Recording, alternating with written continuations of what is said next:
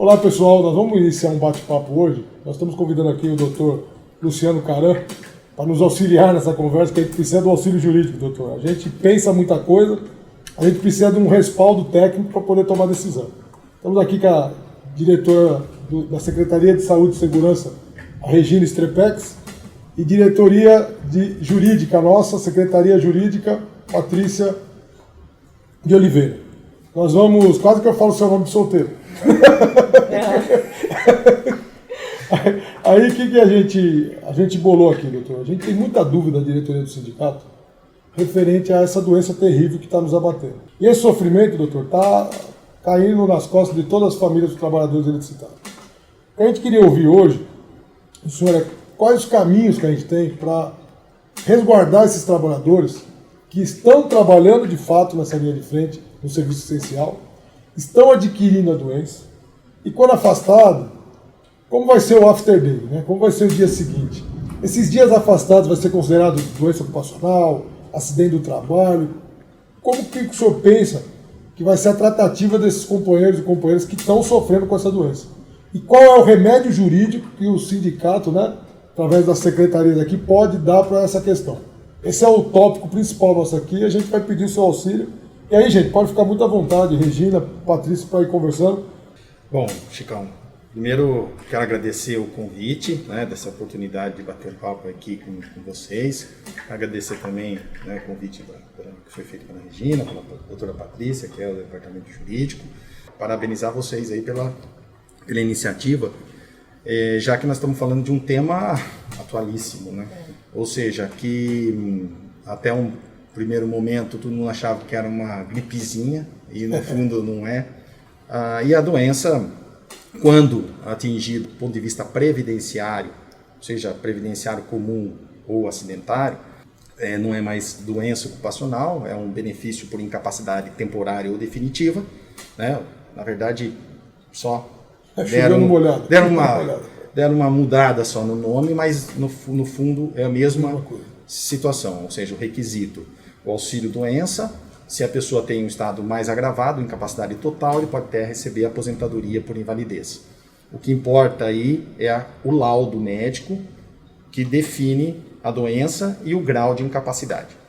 Para os casos, quando a gente vai falar sobre doença ocupacional, aí é um pouco mais complexo, porque como é uma doença que ela pode ou não, dependendo da situação que a pessoa tem uma vida fora também do trabalho, essa caracterização como doença ocupacional, ela vai ter que ser muito bem caracterizada. Por isso que as condições específicas do trabalho, elas influenciam muito a caracterização como doença ocupacional. Não é? Porque se você tem uma atividade profissional de escritório, mesmo que todo mundo fechado dentro do escritório, definir que ali você pode ter ou não, dentro da especificidade de cada atividade, se tem ou não como caracterizar que ele adquiriu isso trabalhando, é óbvio que nós vamos ter que provar. Perfeito. Nós tivemos, portanto, dentro desse momento crítico, uma medida provisória 927, que em um determinado momento, ela especificou que o governo quis se antecipar ao problema, e aí ele quis colocar no dispositivo da lei, dizendo que não dá para você presumir que a doença ou a Covid é adquirida no trabalho. Então ele falou, não pode se presumir. Tivemos várias ADIMs contra essa medida provisória, e o próprio Supremo, num determinado momento, suspendeu os efeitos dessa medida provisória, daquele texto que dizia que não pode se presumir. Obviamente não precisa falar isso. Então o que o Supremo fez? Tira isso, porque se não dá para presumir, é errado, porque você pode ter situações profissionais específicas que possa aferir a presunção, inclusive a presunção. Sim. Então um profissional da saúde, um médico, uma enfermeira, profissionais dentistas, eles, se num primeiro momento adquirir a Covid, é muito provável que o dele seja por presunção. É óbvio que para algumas atividades, você vai sempre ficar oscilando nesse entendimento, se vai ser ou não vai ser. Para isso, é importante a caracterização da função. Deixa eu fazer E a função e a atividade. Deixa eu fazer uma pergunta. Você está falando, está vindo na minha mente aqui alguns casos que eu estou conversando com os trabalhadores da base. Por exemplo, caminhão de construção. Vou pegar do empreiteiro. O companheiro tem lá um motorista e mais 2 pessoas do lado, e normalmente tem uma boleia ali atrás que vai mais 4, 5 pessoas. Vamos dizer, é constatado que o indivíduo está com Covid, a família dele toda está com Covid. Né? E aí tem aquelas questões dos testes que define pela sorologia em qual fase da doença a pessoa está. Se a gente detecta que o indivíduo já estava com a doença, estava trabalhando, e em seguida a equipe toda entra no estágio inicial da doença. Daí eles andam trancados dentro de uma boleia, todos juntos ali, e por mais que a gente fale de distanciamento social, as nossas atividades mantêm muita gente junto no momento do trabalho. A equipe fica junto. Sim. O trabalhador em cima de um poste ali atuando, às vezes está um do lado, outro do outro ali, muito próximo. Dentro do caminhão, não há o que se falar, senão teria que ter um carro para levar cada um para a atividade. Não tem como distanciar nessas atividades. A gente conseguiria discutir isso mais profundamente? Estou colocando bem objetivo. Perfeito. Então, lembrando aí que essa questão da suspensão do Supremo, só para eu finalizar, o que o Supremo fez? Suspendeu, só que como a medida provisória ela perdeu o efeito, não foi convertida em lei, sim, ela perdeu o efeito, consequentemente as ADIMs perderam o objeto. Então o que vale hoje, só para todo mundo entender? Valem as regras que já existiam no sistema. E ainda ao encontro do que você está falando, dessa pergunta, se caracterizar que ele adquiriu, e aí a medida de prova, essa prova da sorologia, a prova dos exames, a prova de que um deles estava contaminado e aí os outros trabalhadores adquiriram dentro do ambiente de trabalho, é doença ocupacional, é acidente do trabalho. Qual é a determinação da empresa? No dia imediatamente posterior à constatação, emitir a CAT, o comunicado de acidente do trabalho, ou seja, o comunicado, né, o CAT. E se a empresa não emite o CAT? Aí pode entrar a participação do sindicato. A Regina pode falar sobre isso aqui depois. Que vai encaminhar para o médico, né, do sindicato, diante dessas provas, nexo causal. Se prova o nexo causal, emite o comunicado de acidente do trabalho, consequentemente, caracterizado o nexo causal, ele tem que receber o auxílio doença acidentário. Por que auxílio doença? Porque é o benefício por incapacidade temporária, né, e acidentário, que aí caracterizado o nexo causal. A Previdência, se tiver com o CAT e ele também constatar, porque a perícia médica federal, ou seja, os peritos do INSS têm que corroborar, ele emite aí o benefício como acidentário. Tá certo? Agora, veja, se a pessoa, depois que ela emitiu, o INSS reconheceu, é muito mais simples. Aí a empresa tem as obrigações legais, inclusive depósito do fundo de garantia, tem a estabilidade no emprego, caso do retorno. E se, porventura, ele venha a falecer por conta da Covid? Mesma coisa. Pensão previdenciária acidentária, que por força da emenda constitucional, o que antes da emenda não tinha, mas veja que a Covid é depois da emenda constitucional que mudou, alterou as regras da Previdência, ela tem que receber 100% a pensão previdenciária dela, não pode receber a proporcional que é agora, né? Então, isso tem até um impacto financeiro diferente, não só para o trabalhador, mas para a família. E se for aposentadoria por invalidez, também tem que ser integral. Não pode ser pelas regras novas da reforma.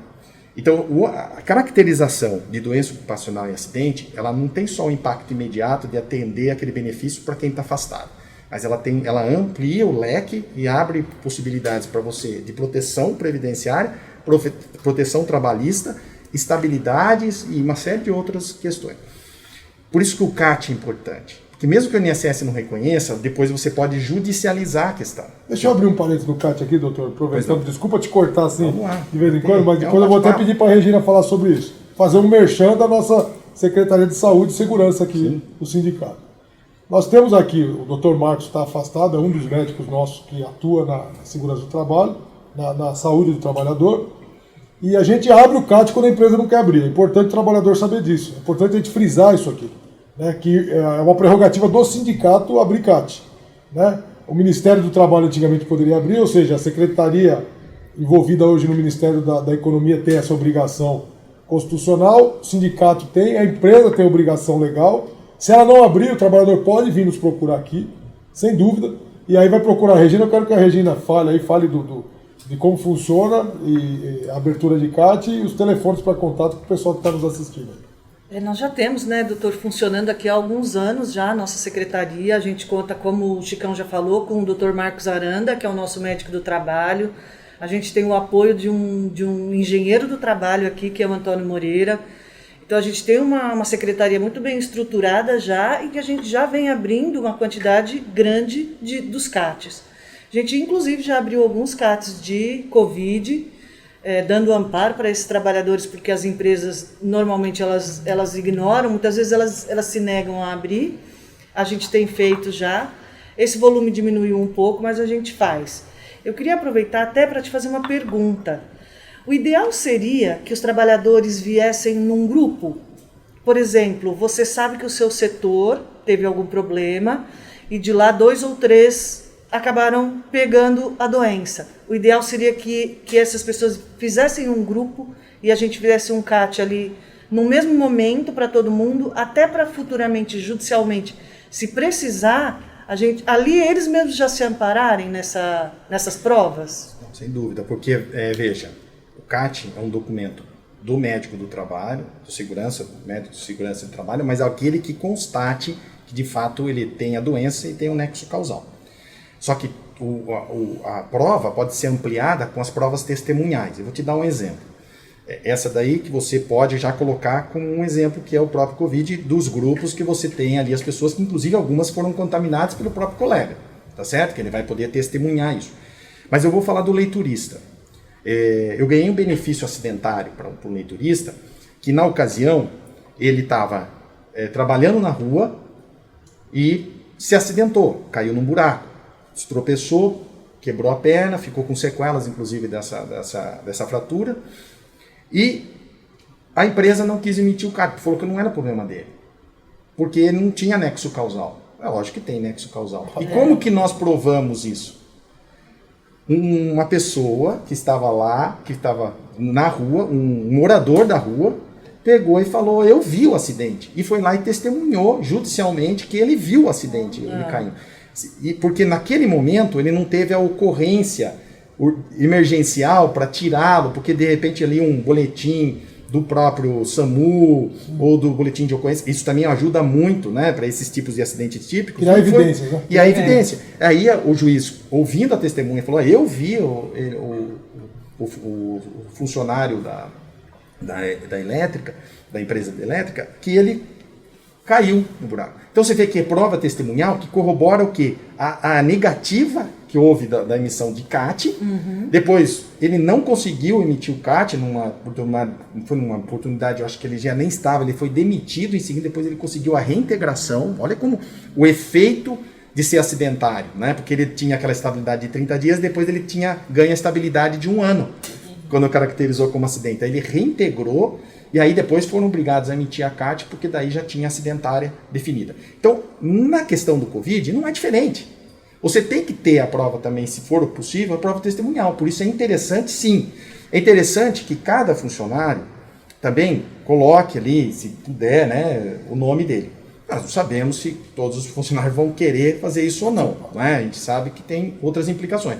Mas, se possível, é uma prova testemunhal que ele vai poder corroborar, ou no próprio, ele não pode colocar no próprio documento, porque não existe nem espaço no CAT para isso. Mas assim, ele pode depois, numa situação de convocação, numa ação acidentária contra o INSS, ou numa reclamação trabalhista contra a empresa, para provar que ele adquiriu trabalhando. E veja, o problema que tem também, que a gente tem vivenciado em muitos casos, seja de Covid, qualquer acidente, Covid a gente está tendo muito isso, são as sequelas. Então, muitos trabalhadores saem do Covid com sequelas. Sequelas graves e que, por conta dela, ela vai ter uma redução da capacidade de trabalho. Caracterizada a redução da capacidade de trabalho, ele vai ter direito também ao auxílio acidente. Então, ou seja, ele volta para o mercado, ele volta para o trabalho, reabilitou, recolocou, A partir desse momento, se ele ficar com uma sequela que reduz a capacidade de trabalho dele, entra o auxílio acidente, que é aquele benefício que o trabalhador, até novembro de 2019, recebia 50% do valor da aposentadoria, né, que permanece ainda 50% do valor da aposentadoria, mas por conta da emenda, houve uma redução do valor dos auxílios. Mas, de qualquer forma, ele tem direito. E é um benefício muito importante, porque ele é complementar e essa pessoa vai receber até se aposentar, que é um benefício que a gente costuma dizer que é indenizatório. Doutor, esse ponto é muito importante, porque assim, todos que sofreram esse problema, se a gente conseguir criar um nexo, tem o direito de um benefício até aposentar. Até aposentar. Isso é fantástico. Chamado auxílio acidente. Isso é muito bom. Essa informação eu quero que todos que nos ouvem aqui transmita para os colegas, porque isso daí é fundamental. Eu gostaria até de fazer uma outra pergunta. Vamos supor, ele teve o Covid, suspeitou que fosse do trabalho, mas não pediu para a abertura do CAT, e aí ele teve as sequelas e a gente caracteriza que foi no ambiente de trabalho. A gente pode abrir esse CAT tardiamente, lá na constatação das sequelas, remetendo ao Covid? Pode. O CAT é um documento que ele, por lei, ele diz o dia imediatamente posterior à constatação. Constatou não a enfermidade em si, mas que ele é acidentário, imediatamente posterior. Então você não tem um tempo para a emissão da CAT, você tem a emissão a partir do momento da constatação. Tá? E aí, como o Chicão colocou, ela pode ser emitida pela empresa, ela pode ser emitida pelo sindicato, era pelo Ministério do Trabalho, ainda continua, pode, se ele quiser, se ele quiser, ele pode, e pelo próprio trabalhador, desde que tenha um médico que assine e laude e constate que de fato ele foi anexo causal. É lógico que você ter o sindicato é muito mais forte o comunicado, né? Então por isso que geralmente quando a empresa se recusa, o sindicato entra e faz. E o Dr. Marcos tem feito, o Antônio Moreira, que eu também conheço. Então, assim, são pessoas peritas naquela área que podem constatar e colocar, né, de fato, cientificar a doença ocupacional, o acidente do trabalho. Até já vou adiantar, para quem nos ouve. Não existe oportunismo nessa discussão. Não é, peguei Covid e vou dar um jeitinho. Tanto o Dr. Marcos como o Moreira, a gente não tem nenhum tipo de ingerência na atividade deles, são técnicos, e eles podem dizer que sim ou que não, no rigor da lei, no rigor técnico da discussão. Quero deixar isso claro, porque tem pessoas que às vezes vêm aqui, a Regina sabe disso, a Patrícia também sabe, e querem que a gente, mas faça porque eu tô... Não. Tem que ter todas as evidências e os técnicos que definem, não é o sindicato. Sim. É importante deixar claro. Eu quero enaltecer aqui o doutor, vocês estão vendo aqui, quem está nos assistindo, a capacidade técnica do doutor, a desenvoltura na fala, ou seja, tem convicção no que fala, tem conhecimento pleno, e faz parte do nosso corpo jurídico, gente. É importante falar isso, né? Não é um convidado externo, né? A gente está aqui batendo esse papo, ele faz parte do nosso corpo jurídico, o escritório no qual ele gerencia junto com seus pares, é extremamente competente, tá? Extremamente competente. Até, por exemplo, a minha aposentadoria, né, a minha parte do Senai, foi o escritório que conseguiu isso para mim. Exato, a minha importante também. O pessoal saber. Então é um trabalho social importante que o jurídico nosso presta. Eu queria que a Patrícia falasse um pouco disso, até para enaltecer o trabalho, porque a gente começou a bater o papo, eu não falei de quem é o doutor, e assim, é extremamente competente, extremamente correto. E eu quero dizer friamente aqui, para quem nos ouve, aqui o doutor sabe disso, Patrícia e a Rede também, nós ouvimos os técnicos. Né? Eu não sou advogado, então eu escuto o advogado e o que ele me falar, para mim é lei, porque é ele que conhece a legislação e eu vou seguir. Né? A gente aprende um pouco com eles e acaba na prática tocando as coisas, às vezes, sem consultar tanto, que aprende, né? Alguns pontos. Mas essa da Covid, para mim, eu estou aprendendo bastante hoje, doutor. Espero que quem nos ouve retransmita, compartilhe essas informações aqui, porque eu acho que vai ser muito chique. Você não falou o telefone? Vou passar para a Paty, depois vocês voltam para passar o telefone da secretaria. Paty, fala um pouquinho aí. Doutor, muito obrigada por aceitar aqui o nosso convite. Imagina, eu que agradeço. E é um prazer estar trabalhando com vocês. Nós iremos completar aí 11 anos de trabalho em conjunto com o escritório Caran, advogados. Como passa o tempo passa rápido. 11 anos. E nós atendemos, né, agora com a pandemia, a partir do segundo semestre, da segunda quinzena de março de 2020, com a pandemia, começamos a fazer o atendimento à distância com os escritórios, né? A Secretaria Jurídica, ela voltou a fazer o atendimento normal aqui no sindicato, lá no térreo, mas vocês estão dando todo o suporte desde então para os eletricitários, e nós estamos fazendo um pré-atendimento aqui. Agora, com essa informação que nós estamos tendo agora com você aqui, que está sendo bem valiosa para nós agora, para os atendimentos que as secretarias vão continuar fazendo, a questão do auxílio acidentário. Então, quando o trabalhador for até a Secretaria Jurídica, né, no qual estarei eu e a Rita lá atendendo, ele vai chegar com o CAT, né, ou da empresa, ou da Secretaria da Saúde e Segurança do sindicato, emitido pelo sindicato, e aí o auxílio acidentário, ele é dado entrada pelo jurídico mesmo, não é o trabalhador, é isso? Só para esclarecer. Ah, tá. Bom, primeiro eu queria agradecer as suas palavras, Chicão, né, e de vocês duas aqui que estão sempre também comigo. Eu que quero agradecer, né, a confiança numa parceria que, graças a Deus, deu tudo certo, sempre está dando Sempre certo. dá certo. Sim. E o meu escritório está à disposição, não só eu, mas toda a nossa equipe, para dar o melhor pelo sindicalizado, que é o espírito de vocês. Então a gente, na verdade, só é o espelho de vocês, tá? Então eu que quero agradecer essa confiança. Com relação a isso, é o seguinte, quando você tem, num primeiro momento, os recursos humanos, quando a pessoa se afasta, ele faz o requerimento, a própria empresa às vezes faz o requerimento lá do benefício, do auxílio-doença. Se ele, quando ele for para a perícia, ele já estiver com o CAT, ele vai apresentar para o médico o CAT. Então o CAT, já com os laudos e relatórios médicos, para o perito do INSS já constatar. Ok. Mas vamos supor que o CAT, o trabalhador não fez isso, não sabe, tem desconhecimento e tal, e apareça com essa situação. Emite-se o CAT e aí marca-se uma perícia no INSS para apresentar o CAT. Tá. Entendeu? Para apresentar o CAT.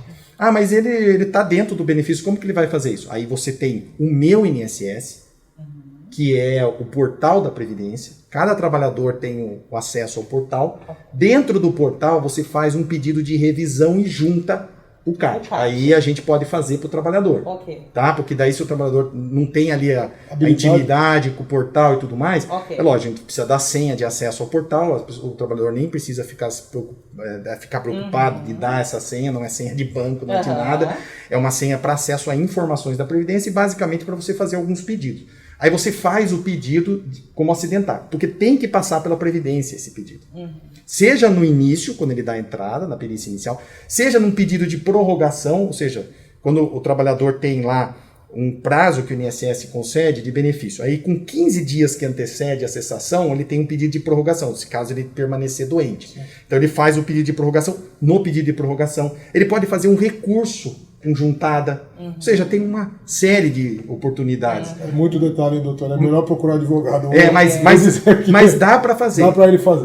Mas é lógico que um profissional, quem conhece os caminhos, não estou aqui fazendo reserva de mercado e nem proteção, nada disso. O trabalhador, se quiser, faz. Mas se quiser, é lógico, nós, advogados, o jurídico, com o sindicato, a gente faz para o trabalhador. Acho que é importante auxiliar nesse sentido. E repito, para ele ter essa situação, é importante que ele brigue pelo acidentário para a gente voltar lá no começo do nosso bate-papo, né? Que ele tem o fato de ser estabilidade, vai receber os depósitos do fundo de garantia durante o afastamento, pode ter sequela, pode ter direito ao auxílio acidente, infelizmente tempo de trabalho. Conta tempo de trabalho, porque intercalado conta. E o fato de que se vier a óbito, tem a pensão previdenciária decorrente da doença ocupacional, tem aposentadoria por invalidez acidentária se ele ficar inválido, né, que aí é 100%, e o auxílio acidente, né, que é importante. Chico, eu quero acrescentar que a secretaria dá todo esse suporte para ele. Em algumas situações até o trabalhador está lá dentro do meu INSS e a gente daqui orientando ele. Clica em tal lugar, anexa um documento. Isso, a gente faz. A secretaria aqui já faz esse suporte. A nossa atividade aqui é atender bem o sócio. Como a gente fala aqui, o sócio é VIP. Né? Então, todo sócio que chegar com qualquer tipo de problema aqui, doutor, a gente atende. O não sócio, a gente pede para colocar a mão na consciência e ficar sócio. Porque todo esse cabedal de informação que a gente está passando aqui e todo esse atendimento que é feito aqui dentro é bancado pelo sócio, né, do sindicato. Quando a gente faz o acordo coletivo, repercute para a categoria como um todo. Essa é a vantagem da categoria em ter um sindicato forte. Né? Agora o sócio fortalece ainda mais. Além da gente poder atender a questão do dia a dia ali, dos benefícios e direitos, né, salário, remuneração e tudo mais, a gente pode ampliar o social, que é isso que nós estamos conversando aqui. Um bom respaldo jurídico, como o senhor está colocando aqui, resolve a vida da pessoa e a pessoa lá no futuro não vai levar um susto à sua aposentadoria, faltar tempo, acontecer coisa desse sentido. Vai ter um respaldo técnico que vai te auxiliar para toda a vida. E se o problema persistir, como o doutor falou, tem remédio jurídico para tudo. Sim. Tem remédio jurídico para tudo. Fico muito contente. Refala o telefone, que vocês estão fugindo, vocês falaram e não falaram o telefone, senão o pessoal vai achar que vocês estão escondendo. Fala o telefone. Isso, não, eu vou falar sim, não fugi não, eu estava já... Fala o telefone. Então, para quem precisar do atendimento da Secretaria de Saúde e Segurança do Trabalho aqui do sindicato, pode ligar no 3346-2783 ou no 3346-2786.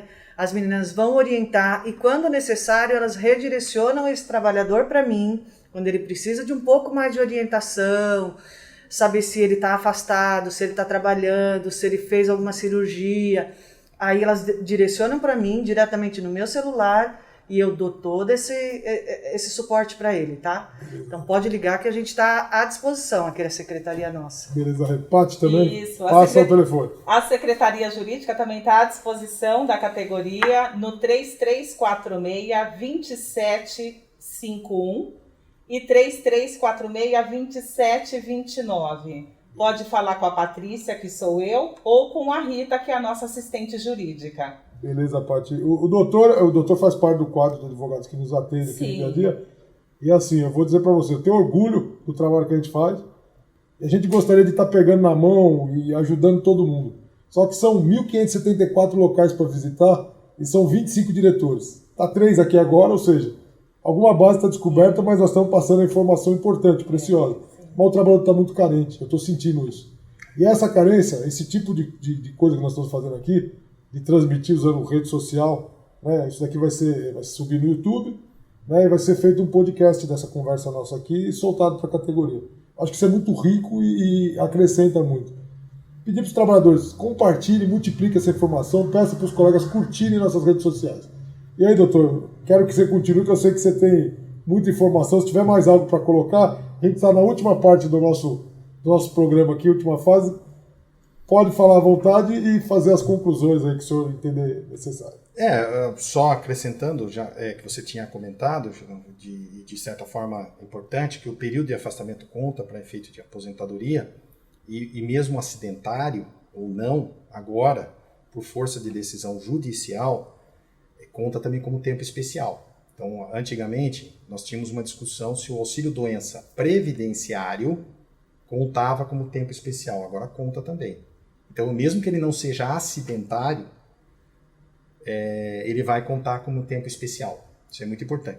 E muita gente acha que o tempo especial ainda não acabou. Lógico que o Letricitário está com ainda aquela questão da PERIC, um projeto de lei ainda correndo, mas para os casos de insalubridade, o tempo especial, ele ainda conta. A pessoa tem que ter 25 anos de tempo especial, que somada com a idade tem que ter 82 pontos, até aquele limite de 86 pontos que vai ficar com que a regra fique definitiva, né?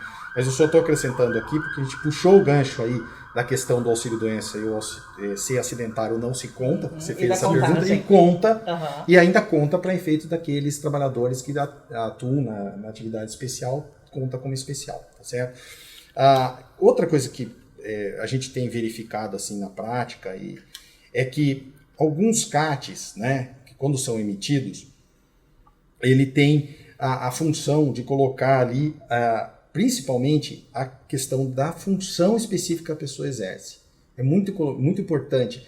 E aí, quando você colocar a função, se é uma função que ele amplia, né, ele não fica só, colocar todas as atividades que a pessoa trabalha. Por que isso? Porque quando você fala em condições especiais da atividade, às vezes, se você for muito específico, esconde o que é maior do trabalhador.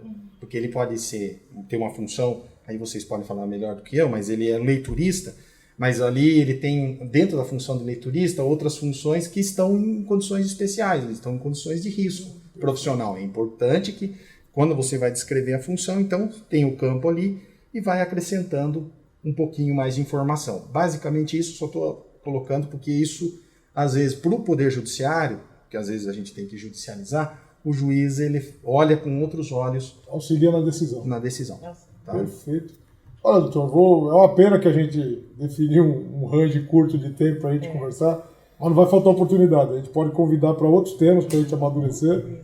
Eu quero agradecer a Regina, a Patrícia que está junto com a gente e convidar os internautas, aí, o pessoal que nos assiste, a seguir, e nós vamos fazer esse quadro aqui de tempo em tempo, vamos subir no YouTube.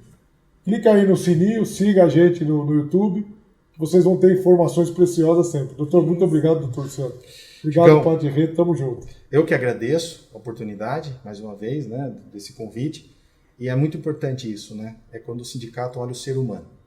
E vocês estão vendo o ser humano. E ser humano é o que forma o que nós chamamos de sindicato. Né? Sindicato é uma figura, uma pessoa jurídica. Mas quem está por trás do sindicato são as pessoas e os sindicalizados. Então eu que parabenizo vocês de iniciativas como essa, porque vocês estão ajudando os seres humanos. Obrigado, doutor. Tamo junto. Valeu. Muito obrigada, doutor. Eu que agradeço.